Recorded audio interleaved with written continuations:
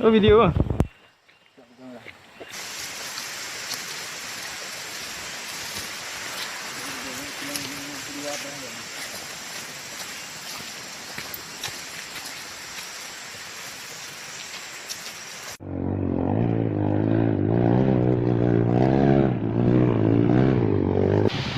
Sangat lelah dengan kondisi capek.